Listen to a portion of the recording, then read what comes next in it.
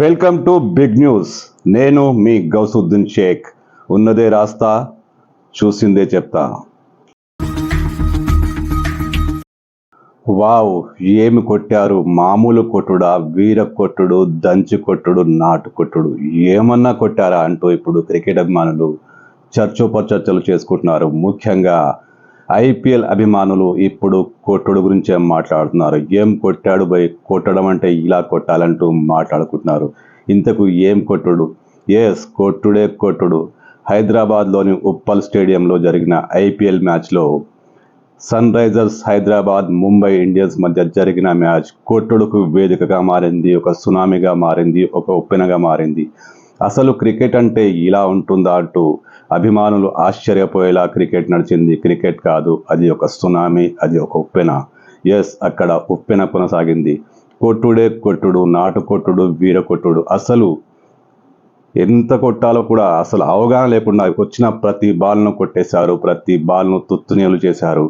Boundary ఏమైనా 10 మీటర్ల దూరంలో ఉందా అంటే కాదు, లెక్కకు కరెక్ట్గా దూరంగానే ఉంది. అయినా ప్రతి బాల్ బౌండరీ, ప్రతి ball sixer. Yes, IPL match ఒక చరిత్రగా మిగిలిపోయింది.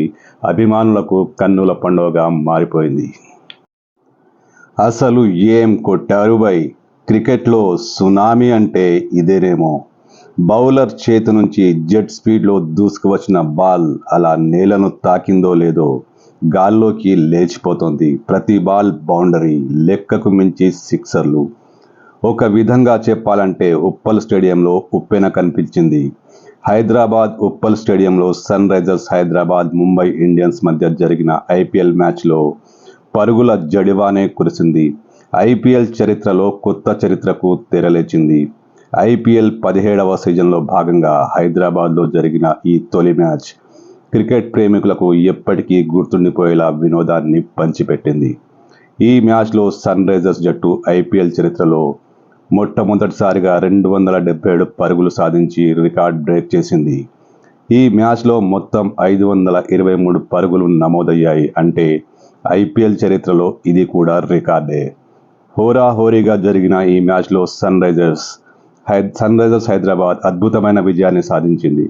ముంబై ఇండియన్స్ పోరాట పటిమను చూపించిన సన్ రైజర్స్ ముందు తలవంచక తప్పలేదు. ఉప్పల్ స్టేడియంలో జరిగిన ఈ మ్యాచ్ క్రికెట్ ప్రేమికులకు ఎప్పటికీ గుర్తుండిపోతుంది. ఎందుకంటే అది మామూలు మ్యాచ్ కాదు. ఇక్కడ పరుగుల వర్షం కాదు, పరుగుల జడివాన కురిసింది. ఉప్పల్ ఊగిపోయింది. ఉప్పల్లో సునామీ వచ్చింది. ఉప్పల్లో ఉప్పెన కనిపించింది. ఎస్, ఉప్పల్ స్టేడియం పరుగుల వానతో, పరుగుల జడివానతో, పరుగుల ఉప్పెనతో ఊగిపోయింది. క్రికెట్ ప్రేమికులకు, ముఖ్యంగా ఐపీఎల్ అభిమానులకు ఇది ఖచ్చితంగా చారిత్రాత్మకమైన రోజు, ఖచ్చితంగా జీవితాంతం మర్చిపోలేని రోజు. ఎస్, ఉప్పల్ స్టేడియం క్రికెట్ ప్రేమికులకు కనువిందు చేసింది, చరిత్రను గుర్తు చేసింది, చరిత్రను తిరగరాసింది.